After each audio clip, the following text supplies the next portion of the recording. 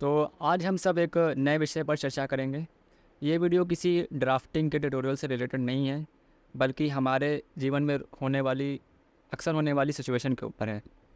वैसे तो ये जो टॉपिक है ये काफ़ी इजी टॉपिक है, पर जो नए स्टूडेंट्स होते हैं उनको कभी कभी ऐसा अपॉर्चुनिटी मिलती है कि शायद ये छोटा सा काम वो करवा सकें, जिससे कि उनको थोड़ा कॉन्फिडेंस हो सके। तो जैसे कि मैंने ये अपने शुरुआती दिन में सीखा, तो वही एक्सपीरियंस मैं आज आपके साथ यहाँ पे शेयर करने वाला हूँ। तो आज का जो वीडियो है ये है 151 के चालान के ऊपर। चल की भाषा में सुना होगा कि किसी व्यक्ति का 151 के अंतर्गत चालान हो गया है। तो ये 151 का चालान होता कैसे है, पहले ये समझते हैं। एक एग्जांपल लेते हैं। किसी जगह पर, रोड पर, दो व्यक्तियों ने आपस में किसी चीज़ को लेकर हाथापाई कर ली। वहाँ पे मौके पर पुलिस पहुँचती है और उन दोनों को लेके जाती है थाने में।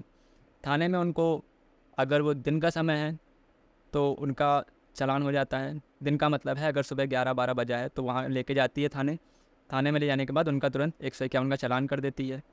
और अगर ये घटना रात की है तो रात में वो 8-9 बजे लेके गई।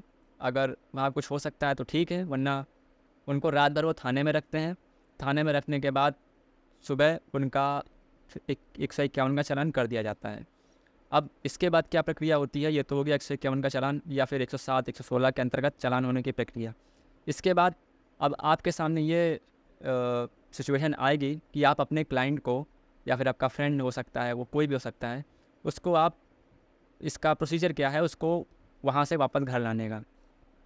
तो ये प्रॉब्लम बहुत छोटी सी होती है, लेकिन जो नए लोग होते हैं उनको शायद ये नहीं पता होता है। हमें भी नहीं पता था, तो हमें जैसे पता चला हम आपको बताएंगे।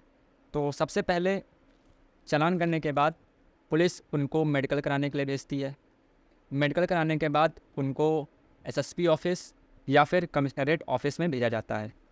जैसे हम लखनऊ के रहने वाले हैं, तो लखनऊ में जब किसी व्यक्ति का चालान किया जाता है तो उसको कमिश्नरेट ऑफिस में भेजा जाता है। कमिश्नरेट ऑफिस, जिसको पहले की एसएसपी ऑफिस बोला जाता था, कमिश्नरेट सिस्टम लागू होने के बाद उसको कमिश्नरेट ऑफिस बोला जाता है। जो कि आपने देखा होगा, जो डालीगंज पुल है वहीं पर ये कमिश्नरेट ऑफिस है, इंदिरा गांधी नक्षत्रशाला के सामने। उसके बाद वहाँ पे जब आप जाएंगे तो अपने आमतौर पर वहाँ पे जो एक्यूज़ होते हैं, ये लोग 3-4 बजे पहुँचते हैं। वहाँ पे आप जाएंगे, अपने क्लाइंट के आने से पहले आप वहाँ पे सारे डॉक्यूमेंट रेडी कर लेंगे। मतलब कि जो उसका बिल पेपर वगैरह है ये सब आप वहाँ पे तैयार कर लेंगे। अब ये पेपर कैसे तैयार किए जाते हैं हम वो आपको दिखा देते हैं। वो वहाँ पे जाने के बाद आपको ये 4 पेपर तैयार करने पड़ेंगे। सबसे पहला तो ये है बेल एप्लीकेशन। जैसे कि मैंने आपको कुछ वीडियो से बताया कि एक बेल एप्लीकेशन को कैसे ड्राफ्ट किया जाता है। पर ये जो 151 का चालान होता है, इस समय आपको बहुत ज़्यादा प्रोसीजर को या फिर बहुत ज़्यादा फॉर्मेटिंग का ध्यान नहीं रखा जाता है। जैसे कि आप देख सकते हैं कि यहाँ पे ऊपर बस कोर्ट का नाम लिखा हुआ है, श्रीमान सहायक पुलिस आयुक्त। यहाँ पे कोर्ट का नाम, जैसे अगर आपके क्षेत्र में जो आपके यहाँ एसएसपी हो या कमिश्नरेट हो, यहाँ पे आप वो डाल देंगे। फिर यहाँ पे स्टेट वर्सेस, यहाँ पे आप अपने पेन से ही अपने एक्यूज का नाम यहाँ लिख देंगे। फॉर एग्जांपल लिख सकते हैं यहाँ पे Suresh Kashyap, son of this, resident of this, ऐसा यहाँ पे पूरा लिख देंगे। उसके बाद यहाँ पे अपराध धारा, यहाँ पे आप लिखेंगे 151, 107, 116 CRPC। यहाँ पे आप अपने थाने का नाम लिख देंगे, यहाँ पे जिला। ये एक बेसिक फॉर्मेट होता है बेल एप्लीकेशन का 151 के लिए। और ये हम लोग पर्सनल बॉन्ड पर ही हम यहाँ पे रिहा कराते हैं अपने क्लाइंट को। तो यहाँ पे आप हेडिंग डाल सकते हैं। और ये आपके पैराग्राफ है, ये जनरल पैराग्राफ्स होते हैं। जैसे कि प्रार्थी उपरोक्त पते का निवासी है, जो यहाँ पे जब आप उसकी डिटेल लिखेंगे तो साथ में आप उनका पता भी लिखेंगे, तो इसलिए यहाँ पे उपरोक्त पते का निवासी है। उसके बाद ये आपके जनरल पैराग्राफ्स हो गए। और उसके बाद यहाँ पे आपने ये यहाँ पे लिख दिया। इस लाइन का मतलब ये है कि जैसे अगर आप, जिस दिन आपका चालान हुआ है उस दिन अगर आप कोर्ट जाते हैं तो हो सकता है कि आप उस समय वहाँ पे बॉन्ड दाखिल ना कर पाएँ। मतलब कि हो सकता है कि आपके पास कोई दोस्त आसपास ना हो जो तुरंत आपके लिए ज़मानत दे सके। तो इसलिए आप आज की तारीख में पर्सनल बॉन्ड पर, और अगली जब आपकी डेट लगेगी तो आप वहाँ पे किसी दोस्त को लेके जाएंगे जो आपके लिए बेल लेगा वहाँ पे। तो ये पैराग्राफ इसलिए आप यहाँ पे लिख देते हैं। ये हो जाता है आपका बेल, इसे बोलते हैं बेल एप्लीकेशन, जो आपको वहाँ पे साथ में लगाना पड़ेगा। इसका PDF का लिंक हम आपको टेलीग्राम में भेज देंगे। और दूसरा पेपर होता है ये मुचलका। मुचलका मीन्स पर्सनल बॉन्ड। इसको भी आपको वहाँ पे, जैसे आप कोई भी बेल पेपर जब फाइल करते हैं तो आपको उसके साथ पर्सनल बॉन्ड एक लगाना पड़ता है, तो यही वो पर्सनल बॉन्ड है। इसमें यहाँ पे सब आप अपने हिसाब से भर लेंगे।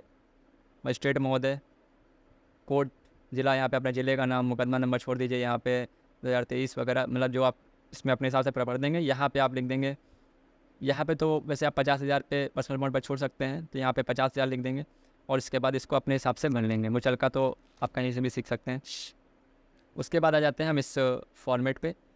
ये एक तरह का फॉर्मेट होता है कि जिस लिए आपके ऊपर 151 का चालान लगाया गया है, आप उसी के लिए यहाँ पे आप एक तरह से श्योरिटी दे रहे हैं कि हम आगे से वो काम ऐसा नहीं करेंगे। तो ये होता है बॉन्ड।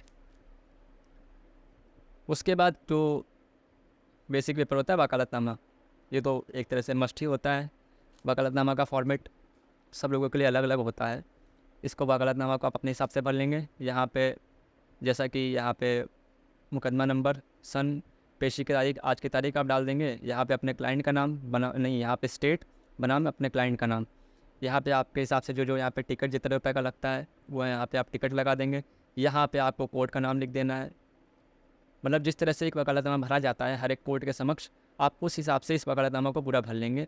बाकी यहाँ पे जो आपका अभियुक्त है, क्लाइंट है, उसका यहाँ पे साइन करा लेंगे और आपका ये वकालतनामा तैयार होता है। तो आपको पूरे मिला के यहाँ पे 4 पेपर तैयार करने होते हैं।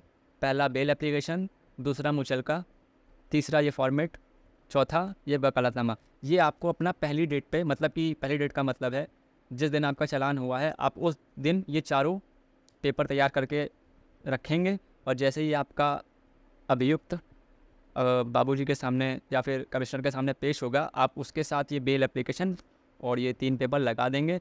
आपका क्लाइंट उस दिन वहाँ से छूट जाएगा। उसके बाद जब आप अगली तारीख पे जाएंगे, अगली तारीख पे आप किसी आदमी को लेके जाएंगे जो आपके दोस्त के लिए बेल ले सके। वो RC हो सकती है, LIC के पेपर हो सकते हैं, FD के पेपर हो सकते हैं, या फिर और किसी ऐसी वैल्यूएबल सिक्योरिटी हो सकती है जो साथ में लेके जाएगा जिसके पेपर। तो बस ये सब ले जाने के बाद आपका जो क्लाइंट है वो सीधे शाम को 4-5 बजे आप वहाँ से सीधे उसको अपने घर लेके जाएंगे। इस तरह से 151 का चालान रिलीज़ करा जाता है। तो बस आज के लिए इस वीडियो में इतना ही। फिर अगले दिन मिलेंगे किसी अच्छे टॉपिक पर। Thank you.